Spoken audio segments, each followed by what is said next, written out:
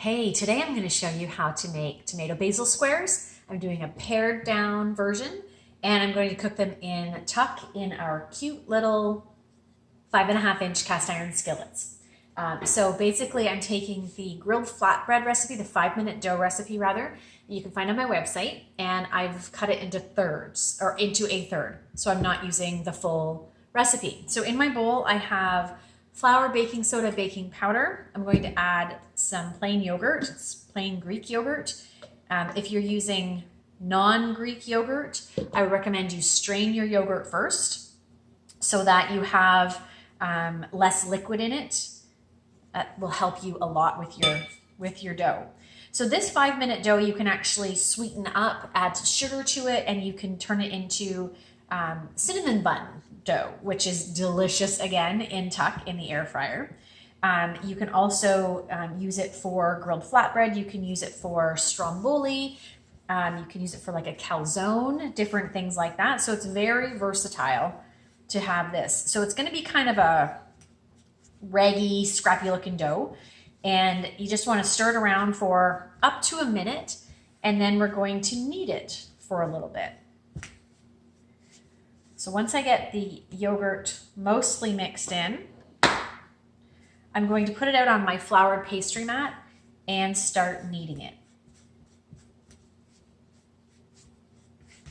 So that is pretty good. It's going to come together well once I get it going here.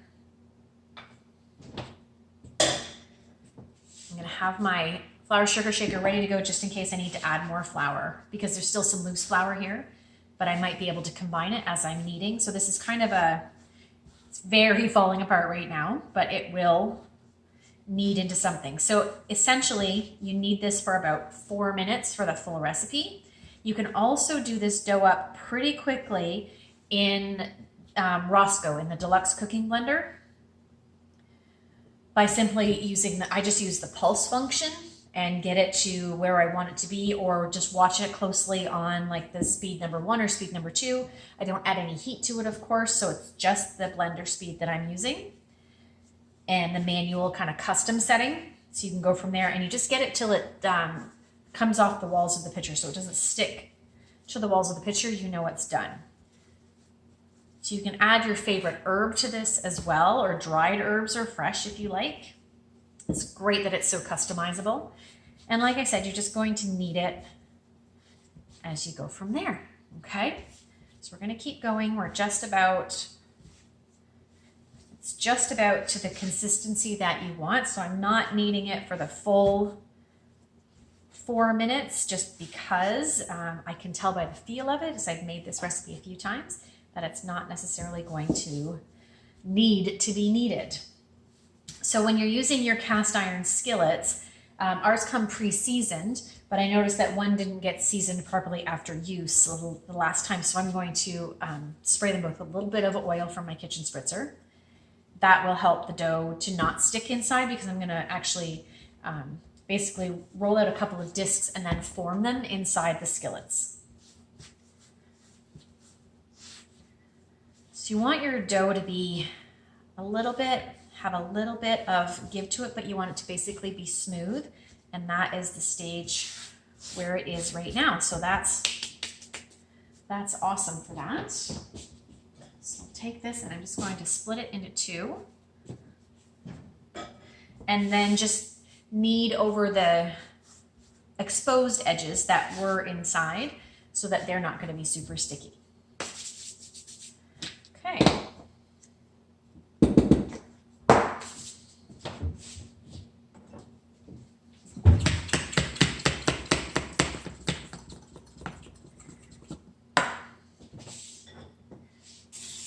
When you're using your spritzer, you want to hold it upright so that the mechanism that draws the oil up is still in the oil. If you turn it like this, the oil may not be coming up that. So that one's the one that's better seasoned, so I'm not adding a lot to it. All right, so you just release it like that. And then I use the baker's roller for this one. Just roll it out. So these are 5.5 inches, so I'm going to roll them a little, if I can get them to 6 inches, great. If I can't, that's fine. I'll just work it out. But I like to go a little bit beyond the actual dimensions of the pan.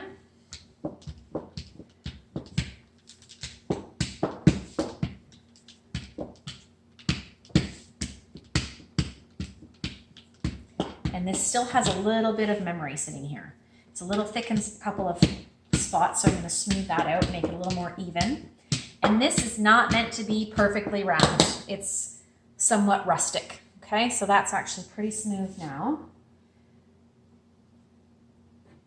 So you just put it into your skillet, and I'm going to just pull it up the sides a little bit. I can use this little roller to push the dough up too, to get it up and around. I just basically want a little bit of a well here. And then I'm going to take my docking tool and poke holes in the bottom. This just allows that air bubbles won't form. So I'm going to show you guys how to do one, and then we'll do the other one after. So now I'm going to take this is my topping mixture. So I have mozzarella cheese in here. I'm going to add some mayonnaise in here as well.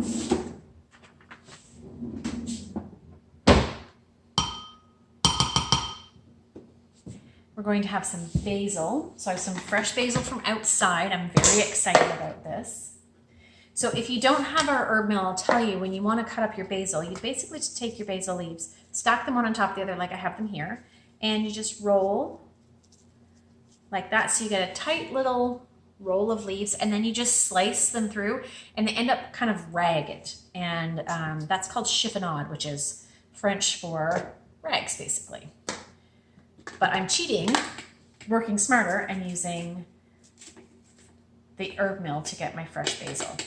That's actually all I need in there. I have more basil in here, so I'll add that to the top after. And then we want to have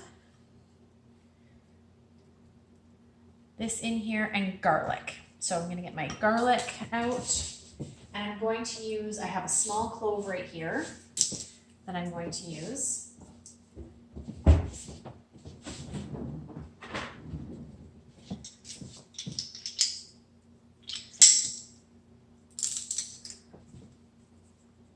So we're going to get that delicious fresh garlic, and then we're going to grate some Parmesan cheese. We only need, for this portion, we only need about like 10 grams, so it's not a lot of parm.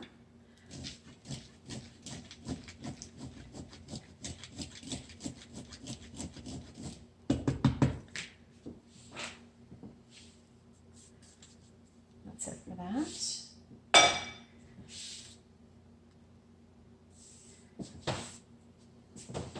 I'm going to add most of that to my mixture as well and stir these around. And I'm going to divide these basically between the two skillets.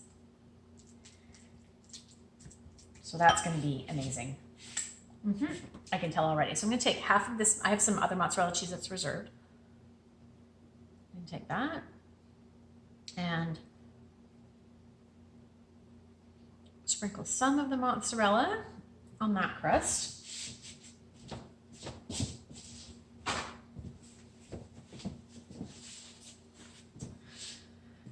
And then I'm going to take about half of this mixture and plop this on top of the cheese there. Then you take, I'm just going to take my fingers and spread it across. It will spread as it bakes too. This is a nice and simple way that you can do that. Okay. Oh, so good. And then here's what I'm going to use for my tomatoes. So I have some nice cherry tomatoes from my sister who lives next door. And I'm using the quick slice to slice these guys up so they'll be thinnish slices for each of them. There we go. So look at this. These are nice little slices there. So I'm just going to put them on top.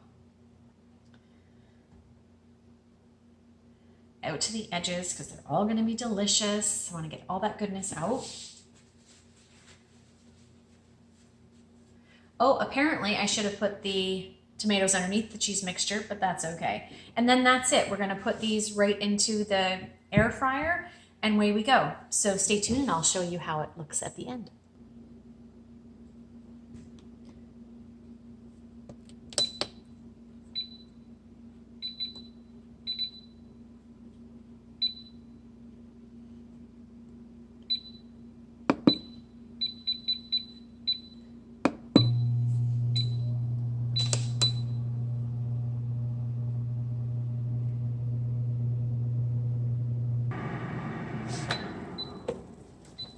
And here we have our finished product.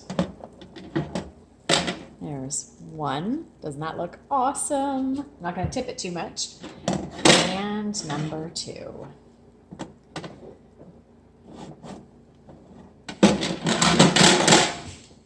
There we go. So we're going to just let these sit for about 5 minutes or so before we dive right in. So that's tomato basil squares. It's a gem.